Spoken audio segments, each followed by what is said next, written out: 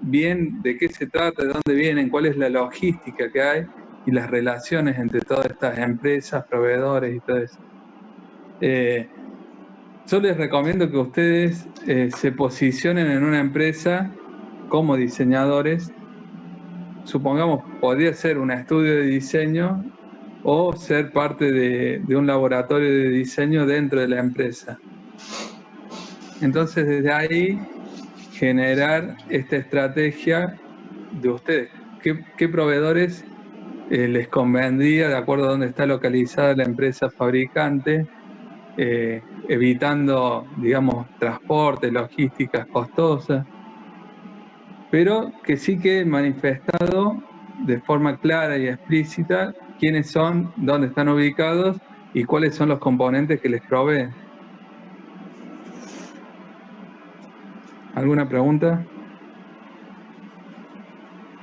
¿Tienen alguna pregunta, chicos, sobre la parte de stakeholder? ¿Fue todo claro, fácil el desarrollo? Sí, en cuanto al espacio para hacer el stakeholder, Ah, cuando ustedes presenten la carpeta de fase 3, la carpeta técnica, ese stakeholder va a estar en una hoja, creo que es A2, a ¿puede dos, ser, sí. Carlos? Sí. Sí, La carpeta junto es tamaño con 1, plataforma y todo. claro. Entonces van a tener espacio para comunicarlo bien. Ahora en esta tabla, que creo que es formato A3 apaisado, por ahí queda como medio comprimido, pero bueno, nosotros en el PDF vamos a poder ampliar y ver bien lo que están comunicando. Ahí Mariana pregunta, aparte de poner la empresa, ¿debemos poner la dirección o la justificación de la elección de la empresa por sobre otra? No, La dirección, no sé a qué se refiere, no, la si dirección localización, si es en geográfica. Córdoba, Marcos Juárez, Buenos Aires, China. Ujú. Sí, quizás después cuando hacen eh, el stakeholder en A1, que tienen un poco más de espacio, se puede poner la ubicación geográfica, porque en algunos casos ha pasado en trabajos anteriores que, como dice Lucio, o sea, hay algunas empresas que son de Buenos Aires o proveedores, u otros componentes estándar que vienen desde China o son importados, entonces, bueno, todo eso influye y entender justamente esa parte de traslados también es importante y eso obviamente influye en las elecciones que tomen de una empresa u otra. Y sobre la justificación de la elección de la empresa por sobre otra, estimo que no, Lucio, no es necesario ponerlo No, no, no hace en la falta. lámina. O sea, es importante obviamente que ustedes lo hayan hecho con criterio y en algún momento quizás se le pregunta, se le consulta en algún momento del desarrollo o en alguna instancia de evaluación, pero obviamente que lo tienen que conocer y tiene que estar justificado, pero no es necesario ponerlo en la lámina. Bien, si sería perfecto, tienen que figurar todos los componentes. Baruch dice, bien, si sería perfecto, tienen que justificar todos los componentes. No entiendo eso. No, no, no se entiende. No sé, Baruch, si querés aclararlo, habilita el micrófono y lo puedes hacer. Dice Constanza, ¿qué criterio de orden se realiza? ¿Por material, por empresa, por subconjunto o es libre?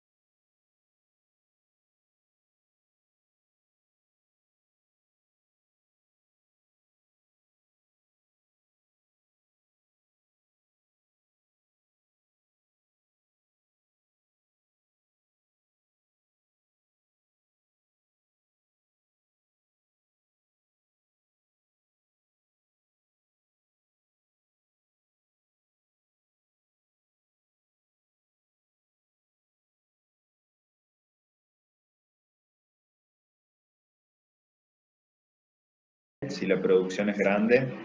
Lo que es packaging, sí, porque Sí. entra dentro de la estrategia o lo que uno tiene que tener en cuenta a la hora de desarrollar un producto. De hecho, en muchos casos lo que es el packaging proviene de proveedores externos. Hay gente que se especializa en lo que es packaging y por eso, y se terceriza. Hay otras que no, que compran los insumos para realizar el packaging internamente. Entonces, esas cuestiones sí tienen que aparecer.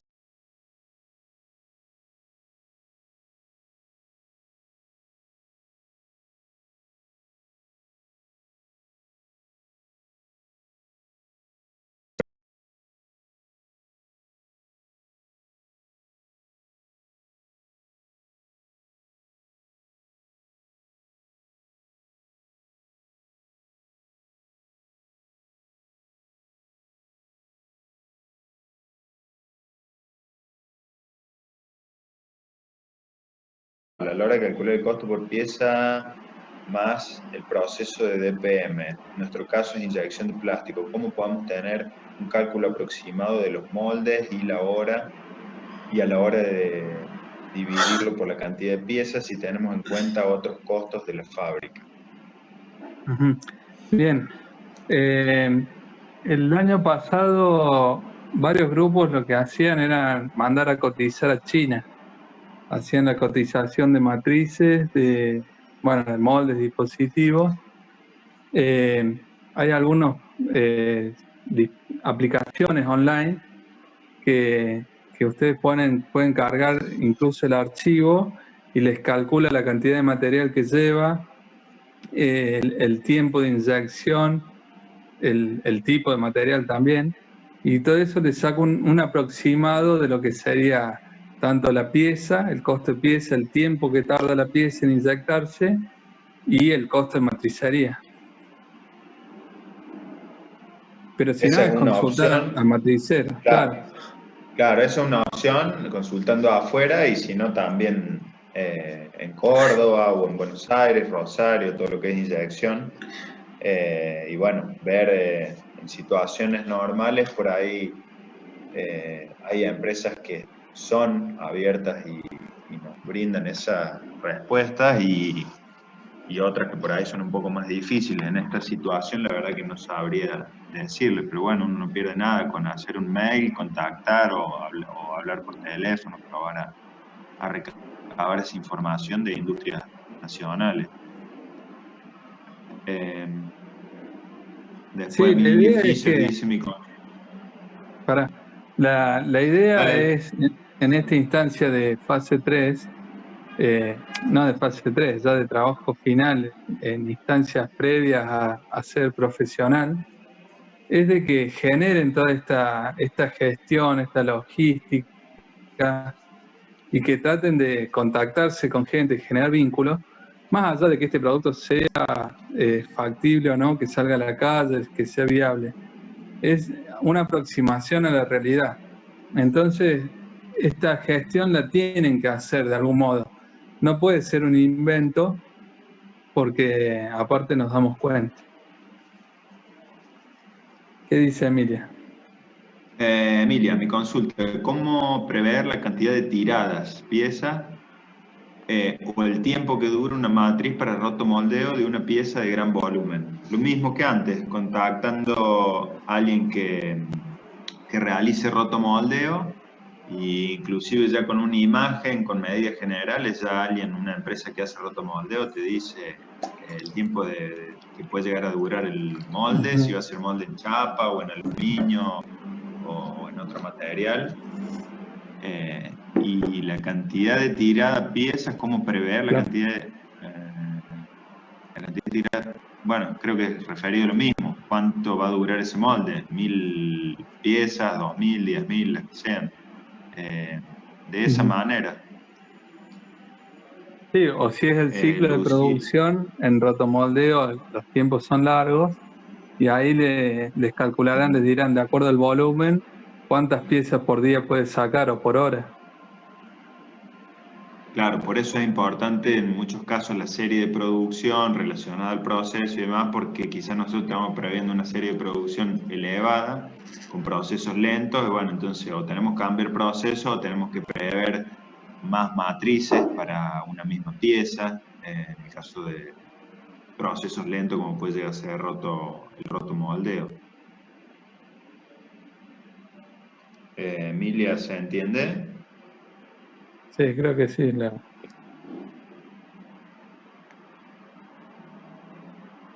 Uy, para que me quedan un montón de mensajes. En realidad, dice Emilia, en realidad es para prever la duración del molde, de acuerdo a la serie anual, o prever la realización de más de una matriz para abarcar la demanda. Sí, está bien, de esa manera, Ujú. contactando, y como dice Lucio, o sea, que también ya sea una experiencia rozando lo profesional, o sea, el día de mañana van a tener que hacer eso ustedes, o en modo autónomo propio, en caso de un desarrollo personal, o como parte de un equipo técnico de una industria. Ese va a ser el tipo de gestión que van a tener que hacer en muchos casos, más allá de diseñar una pieza. Gracias, dice Emilia. No me acuerdo. Bueno, lo que podemos ir haciendo es seguir avanzando con la tabla Ujú. y si no, pasar a la parte de la explotada, que hay bastante para explicar ahí. Bueno, porque nos vamos, no sé cuándo empezó esta reunión, pero ya debemos llegar a 30 minutos. Nos queda Como las poco. 5:20 debe ser. Empezamos con el 5:20. Más o menos.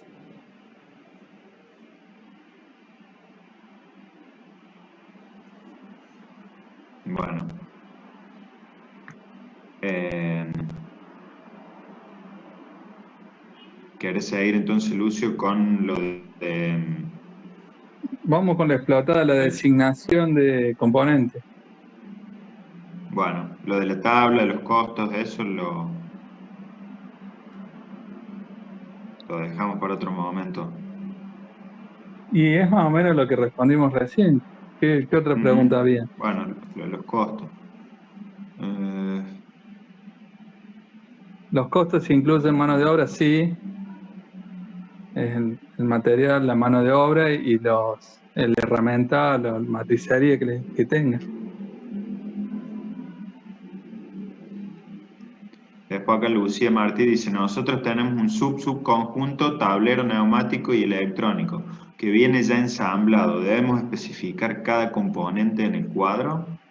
Depende cómo, en la tabla sería, depende cómo ustedes eh, lo desarrollan o lo compran. No sé si ese tablero está diseñado más allá que ya viene ensamblado. O sea, viene ensamblado. Ustedes lo pueden diseñar, se lo mandan a una empresa que lo fabrica, o sea, tercerizado, y después lo incorporan al ensamblado de su proyecto. O sea, ya viene ensamblado, pero ustedes diseñaron esas piezas o son hechas específicamente para su producto. En ese caso, probablemente sí. Ahora, si estamos hablando de algo estándar que ya viene ensamblado,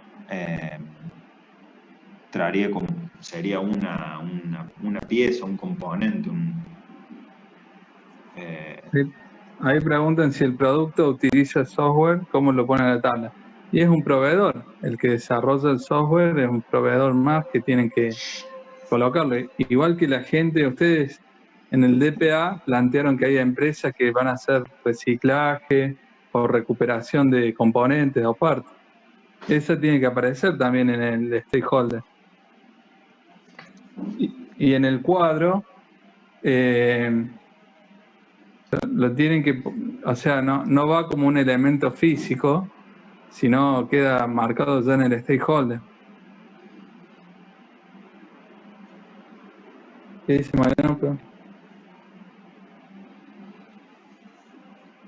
Mariano Rojas dice, profe, los datos de DPM en costos y tiempos los vamos actualizando entonces para aproximarnos más conforme obtengamos información. Sí, claro, esos se van actualizando porque ustedes pueden llegar a recopilar información más precisa o porque van haciendo cambios. Pueden ir surgiendo cambios en componentes, en partes, pueden ir eliminando piezas o cambiando materiales, migrando a otros materiales u otros procesos. Entonces todos esos cambios van a ir teniendo repercusiones y actualizando la tabla.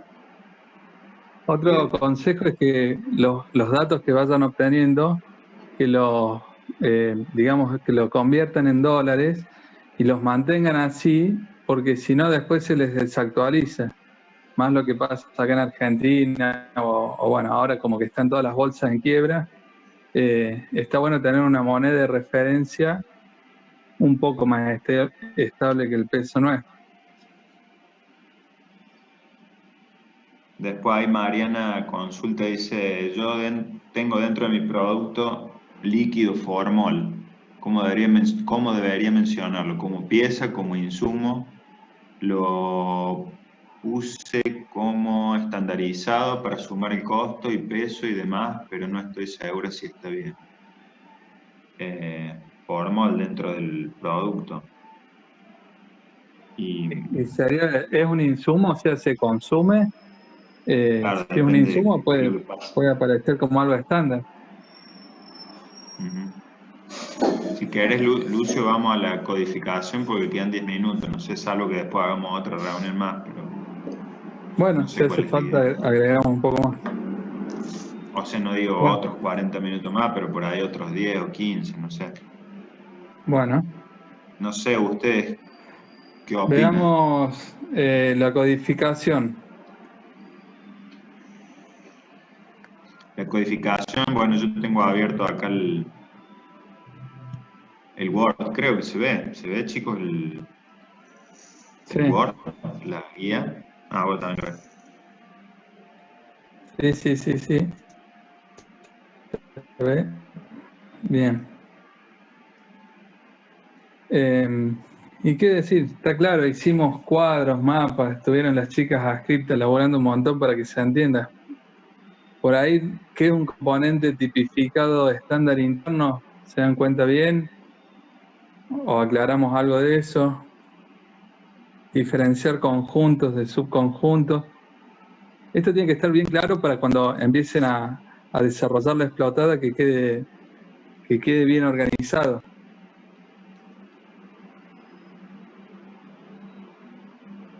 Hay pregunta, Constanza. ¿La primera entrega de la explotada ya tiene que estar actualizada o usamos la que tenemos de fase 2? Y en lo posible va a estar actualizada porque va a tener la codificación nueva y los materiales, la tabla, esta tabla con los materiales, el formato va a ser este, y como dijimos, bueno, no sé si está mencionado en la guía, pero el criterio para los conjuntos, subconjuntos y demás es el criterio de ensamble. Entonces, lo que notábamos en algunos trabajos que venían, bueno, algunas explotadas de fase 2, es que en muchos casos por ahí era por categoría funcional, por ejemplo, no sé, carcasa o chasis, o por material, los conjuntos estaban divididos por materiales, u otro criterio que no era el de ensamblado. En esta fase 3, o sea, nosotros lo que consideramos es desde el punto de vista del ensamble. ¿Para qué? Para poder agrupar conjuntos, justamente partes que se van a ensamblar en un sector de la fábrica o que se van a tercerizar como ensamblado o que se van a poder ir ensamblando en paralelo en distintas estaciones y finalmente se hace un ensamble de esos conjuntos. Entonces el criterio de los conjuntos y subconjuntos es ese, por ensamble. Y esto ya quizás algo, por lo menos desde un punto de vista de codificación, les va a cambiar la tabla, la explotada que tenían de fase 2. Claro, o sea, cuando se refiere, Carlos, a conjunto, estamos hablando, el conjunto es el producto, ¿sí? Y dentro de ese producto aparecen subconjuntos que son estos subensambles o ensambles que se van haciendo para después constituir el conjunto producto. El criterio que por ahí traen de fase 2, que es el de categorías funcionales, entonces ustedes lo arman como un subconjunto carcasa frontal y carcasa trasera, por ejemplo. Después, a la hora de hacer el cursograma, que les vamos a pedir más adelante, se les empieza a hacer lío, porque dicen, bueno, esto que pertenece a un subconjunto y se relaciona con otro subconjunto, pero a la hora del ensamble quedan piezas que no pertenecen a ningún conjunto o no les queda dentro de ese cursograma. Entonces, por eso les decimos, el criterio es por ensamble. Vayan haciendo preguntas. Ahí Franco pregunta lo de estándar tipificado, si se puede explicar brevemente, que era lo que vos decías antes. Bueno, sería una pieza que es tipificada, o sea, que está hecha para dentro de tu fábrica o un proveedor, pero está hecha para vos como empresa, ¿sí? Pero está estandarizada, supongamos, en otras líneas de producto. Supongamos que fuera un componente que se va a utilizar en distintas líneas o en distintos productos de esa misma empresa. Entonces, si bien es tipificado, queda estandarizado internamente dentro de la empresa. No sé si se entendió más o menos.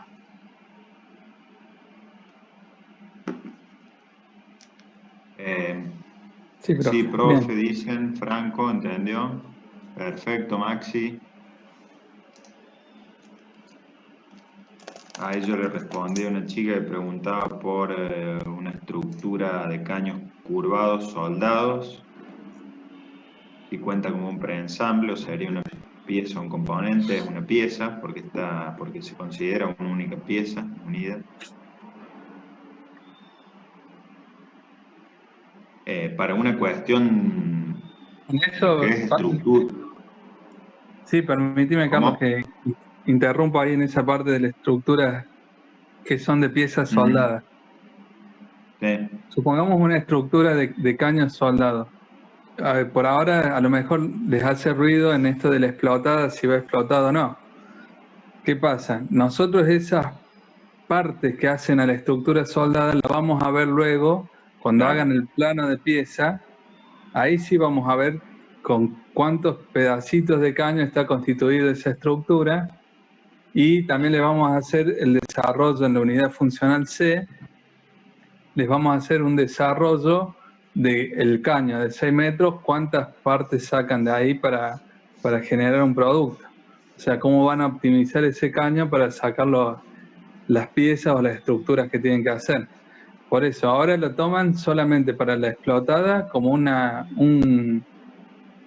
pieza, un componente que está todo soldado, ¿sí? No lo tienen que explotar a la estructura soldada.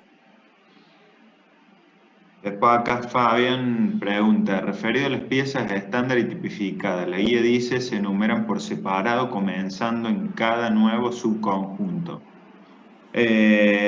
No sería que se enumeran todas las piezas y después se separan los conjuntos y subconjuntos, si no se pueden quedar piezas con el mismo número.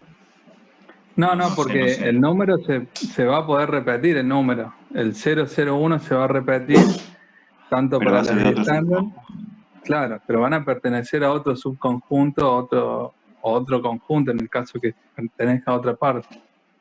Claro, cada código de pieza nunca va a tener el mismo nombre porque van a pertenecer a un subconjunto 1 o 2, entonces ya inicialmente ya tienen una denominación distinta. Después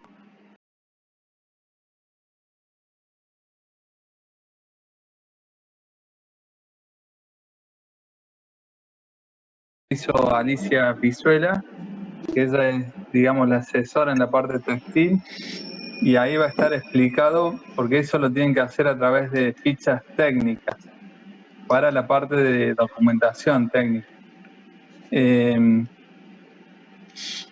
Me parece que en la parte de textiles lo que hacemos generalmente es trabajarlo como si fueran piezas soldadas.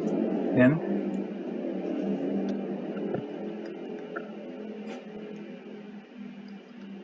después Emilia. No sé si se ve mi pantalla ahí o no. Ah, yo te digo. Sí, ¿Sí? Bueno, está en nada. la codificación de componentes. Sí. Después Constanza ahí dice, profe, no, Emilia, consulta de los que tenemos la explotada ya realizada el año pasado y estamos rehaciendo fase 2. Tenemos que Sí, cambiar las nomenclaturas. Bueno, será fase 3. sí. Tenemos que rehacer las O quiere nomenclaturas. recursar. Ajá. Sí, las Ya, qué pelotudo. nomenclaturas las actualizan nada más. Facundo Martini. Profe, vuelvo a preguntar, ¿cuánto sería el mínimo de serie de producción para una pieza en inyección de plástico? Y eso, chicos, Ah, la verdad. ¿Eh? fíjate los micrófonos que están. Silencio todos. Y te vuelvo a habilitar. Dale.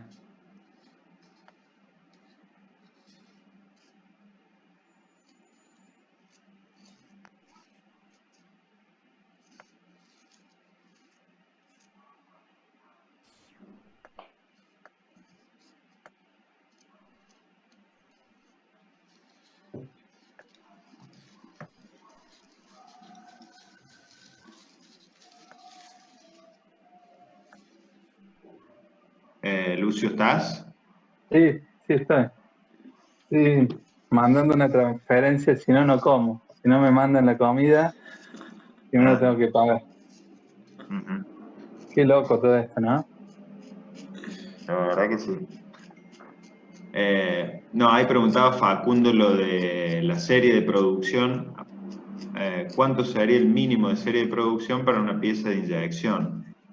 Eh, Eso la verdad que sería información que tendrían que verificar, chequear ustedes, depende del tamaño de la pieza, de cuántas Claro, piezas por molde van a hacer. Si es una pieza chica, por ahí van a hacer 10 piezas en un molde, 5, 2, no sé. O si son piezas grandes. De todos modos, es serie de producción alta, y lo ideal en esos casos no es que la cátedra dé ese tipo de datos, sino que ustedes lo averigüen o se asesoren justamente lo que decíamos antes, en sí, tiene que inyectores ver con nacionales. con el material, tiene que ver con el tamaño de la pieza, porque si es una pieza grande se puede inyectar, pero también es lento. Tiene que ver con la empresa que le inyecta, qué tonelaje tienen las máquinas, o sea, es muy particular. Podemos dar una idea que son arriba de, no sé, de 3.000 piezas a la semana, por lo menos, como un mínimo. Sí, si hablamos de piezas chicas o medianas, por ahí si son piezas grandes, es más, a partir de 1000, depende. Eh, Claro, es un poco bastante más bajo la cifra. relativo, claro, bastante relativo a la dimensión de la pieza y, como decía Lucio, a la infraestructura, maquinaria, tonelaje de máquina y demás. Claro, tiene Eh, que ver con el proveedor que ustedes busquen y ahí hacen la claro. consulta.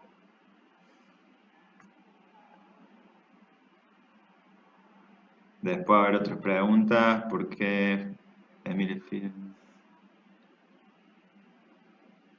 Profe, no llegué a escuchar si responde. Ah, Fabián Molina, profe, no llegué a escuchar si respondieron mi pregunta de la codificación.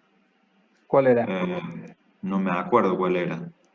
Quizá era de la reunión anterior, Ah, pero sí se estaba explicando lo de subconjuntos, si había estándar que podía repetirse el número, estándar 001, pero con un subconjunto diferente, o sea, que cada claro. pieza iba a tener una codificación distinta. No sé si era esa, Ujú. Fabián, la pregunta. En el esquema que pusimos en el documento, el esquema de nomenclatura, ahí sale bien clarito. O sea, hay dos subconjuntos y la pieza tipificada uno del subconjunto uno también está en el subconjunto 2. O sea que se vuelve a numerar de 1 o de 0 con cada nuevo subconjunto.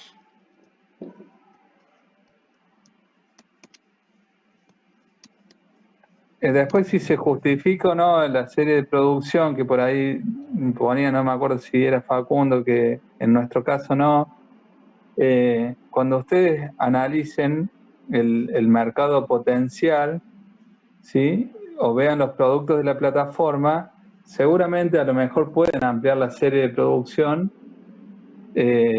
para que les cierre el tema de inyección. Por eso es todo estratégico de acuerdo a cómo vayan planteándolo. Y todo se va a ir corrigiendo a medida que vayan pasando fase 3.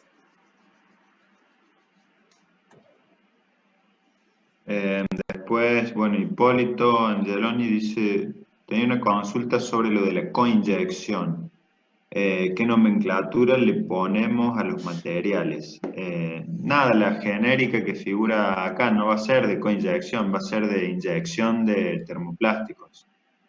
Esa es la codificación, después habrá tiempo en el plano para explicarlo en detalle y describir los dos materiales, la nomenclatura o el código de los dos materiales. Después, Franco Acuña, si me apoyo en la plataformabilidad de una pieza para justificar inyección, ¿debo aclararlo en el cuadro de PM?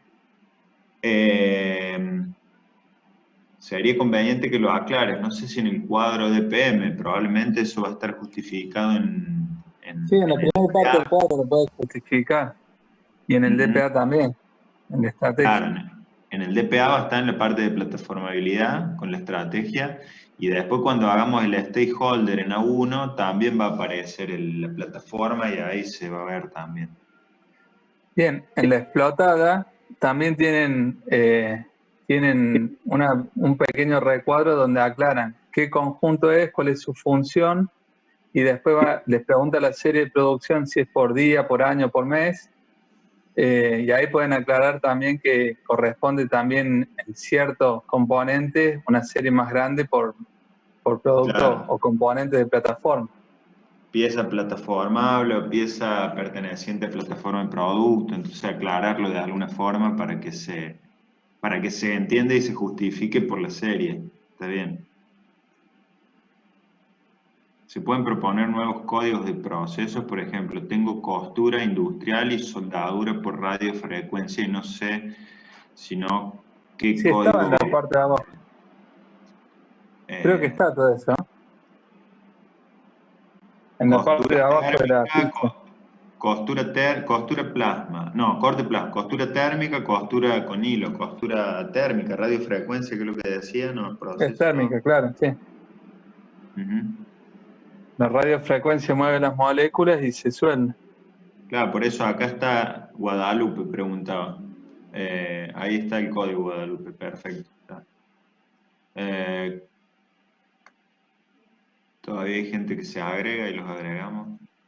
¿Qué otra consulta, chicos, que vaya surgiendo? A ver, Wanda, acá Wanda Funes, la STEI tienen que ver con la plataforma, entonces, los tipificados estándar internos.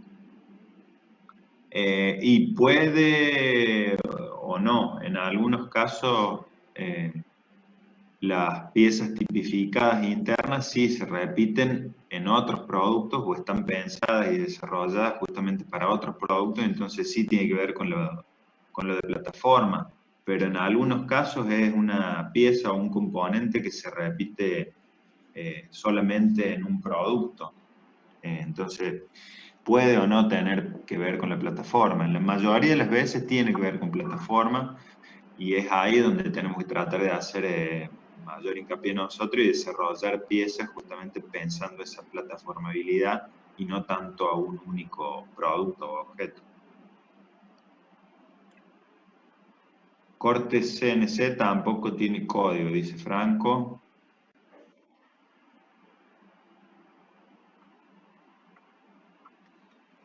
No, pero está como cortes varios, me parece láser, o sea, incluye dentro de cortes varios.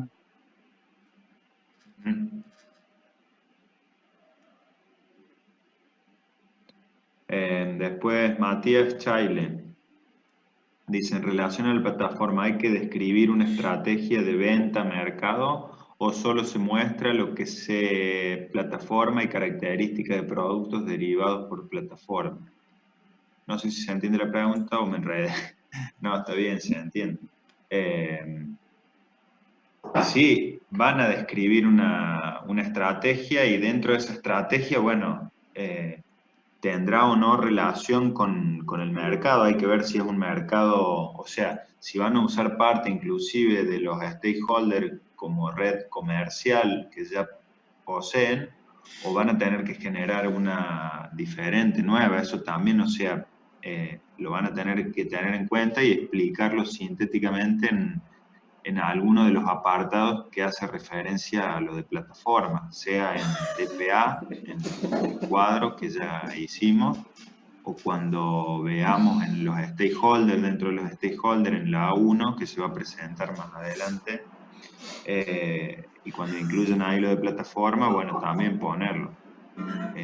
Pero justamente ustedes pensarlo estratégicamente y desarrollarlo, aprovechando recursos, infraestructura industrial, técnica, pero también pensando al mercado, a ese tipo de cuestiones.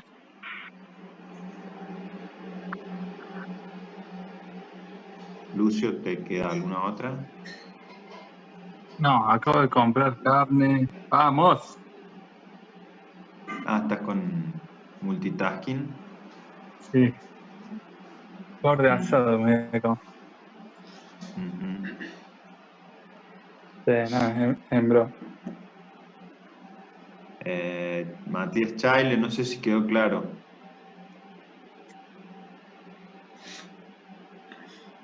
Quedan todos invitados.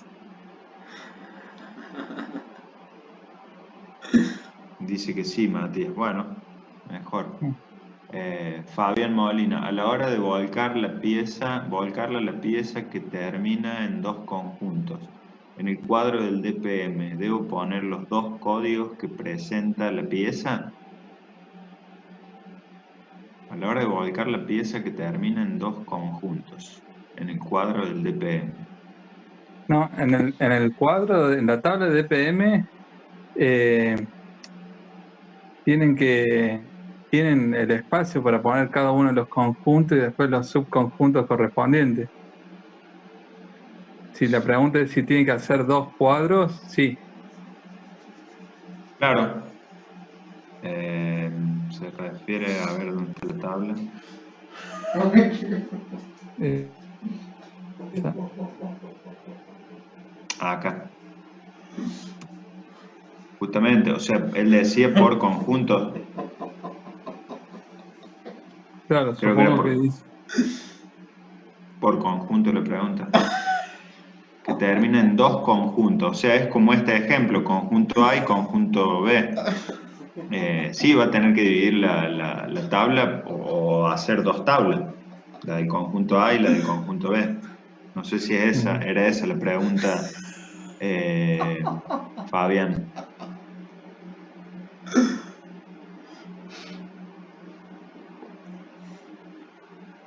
Sí, no le entendí entonces.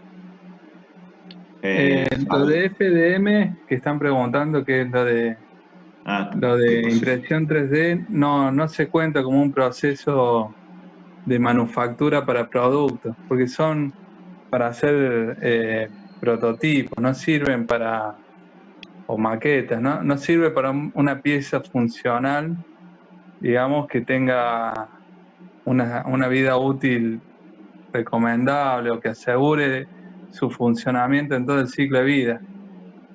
Hasta ahora no han aparecido ese tipo de tecnologías en filamentos, ¿no? Por ahí para lo que son metales sí, pero para lo que son polímeros no. Sí, no sé, no está considerado, por lo menos para una producción industrial seria, aunque la serie sea baja, pero no. No, pero No. más que nada por las prestaciones que puede dar en servicio la pieza, ¿no? Como es un filamento que está por un grado por debajo del punto de fusión pegado con otro filamento, eso corre el riesgo de ruptura, o sea, no son piezas fiables. Entonces no se consideran para productos. menos creo que para uso médico. O sea que ahí... Bueno, esta es una pregunta recurrente, Lucio. No sé si vos tenés la ¿Cuál es? respuesta. Si hay una pieza que se repite en dos subconjuntos distintos, ¿lleva código distinto? ¿La misma pieza repetida?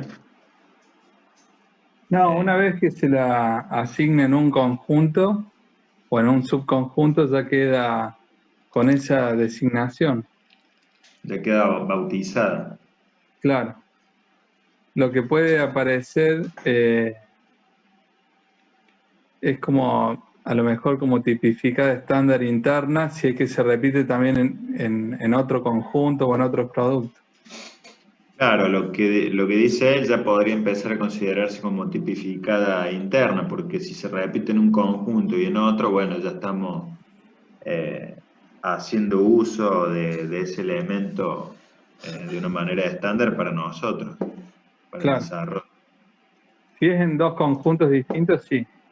Si es en el mismo conjunto, o sea que una pieza, no sé, sea izquierda y derecha, que sea la misma, en ese caso no. Tienen pieza 1 que se repite nada más.